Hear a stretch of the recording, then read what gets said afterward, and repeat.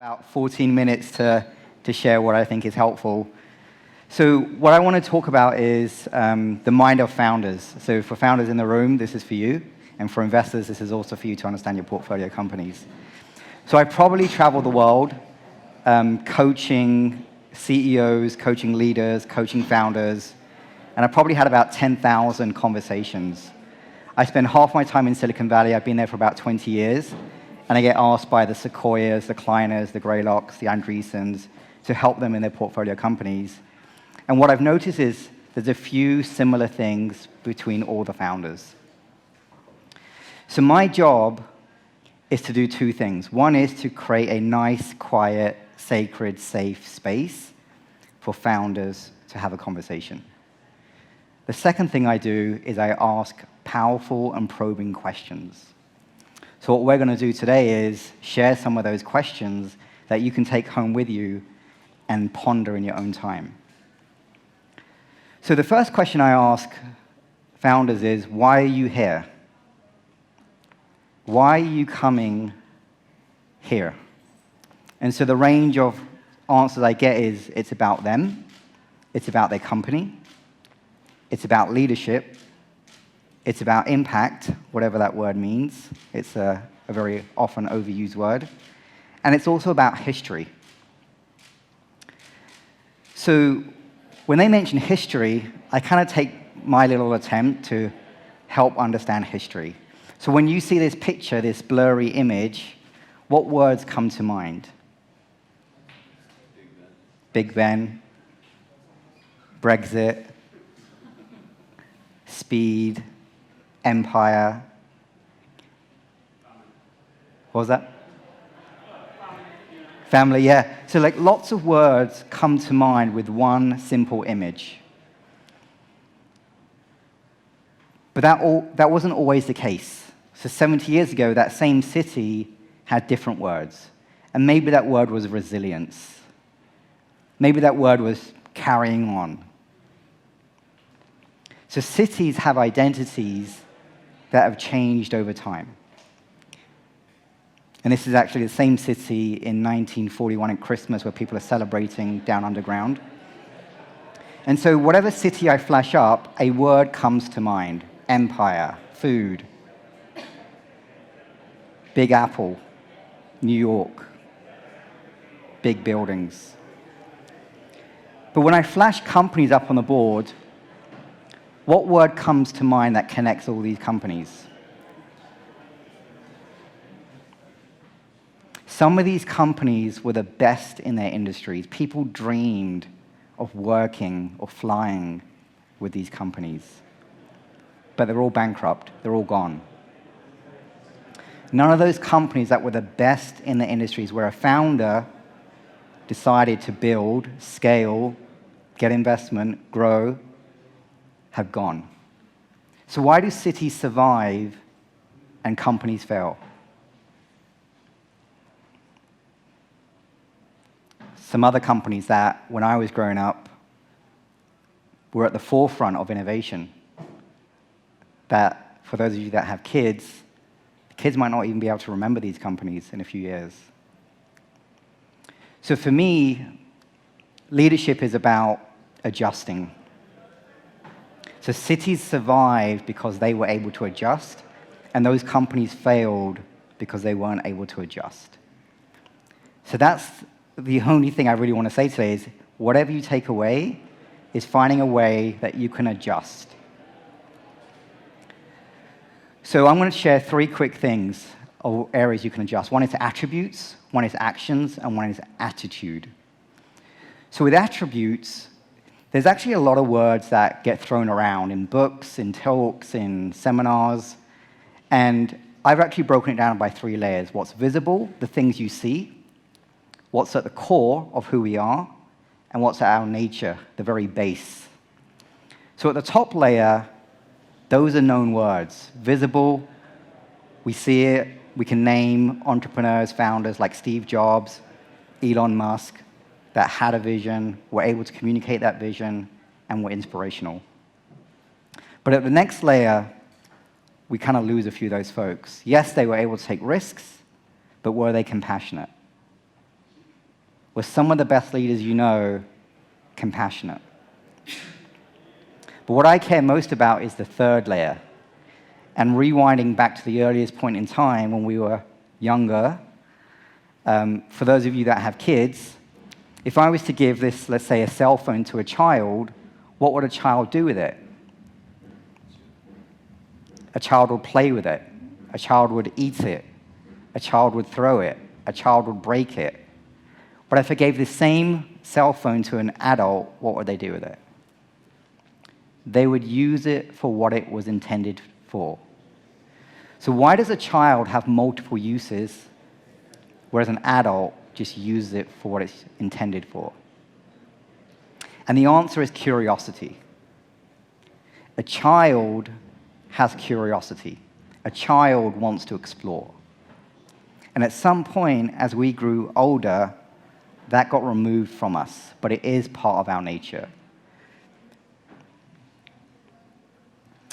The second base piece is, if I was actually able to tell a joke, and it was funny, in Spanish or English, what would you do if I told a joke?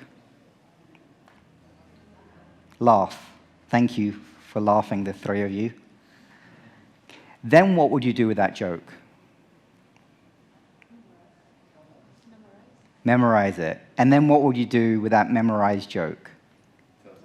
You would share it. So you chose not to keep the joke in your pocket and save it for yourself. You chose to share it. And that act of sharing is called love. It's a word not often used in business, but that act of sharing, wanting others to benefit and grow, is love. And curiosity and love combined connect to a dream. And we as humans have the capacity to dream.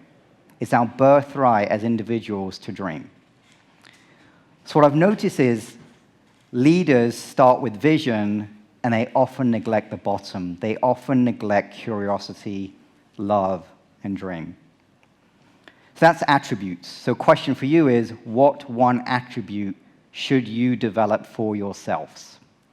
Homework part one. Part two is I want to talk about actions. It's taking the attributes and putting them into use. So here's an example of bad action.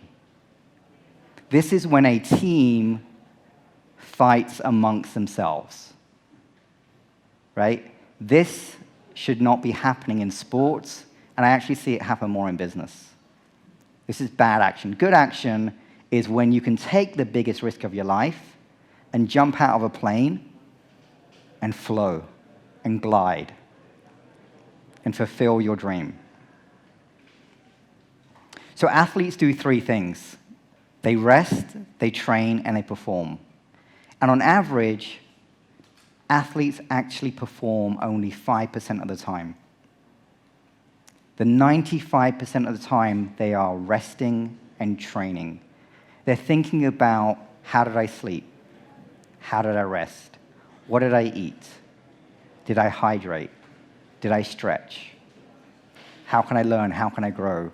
So that when that race performance moment happens, it's just effortless. So compare how you rest and how else you could rest. The last piece is attitude. And this just skipped.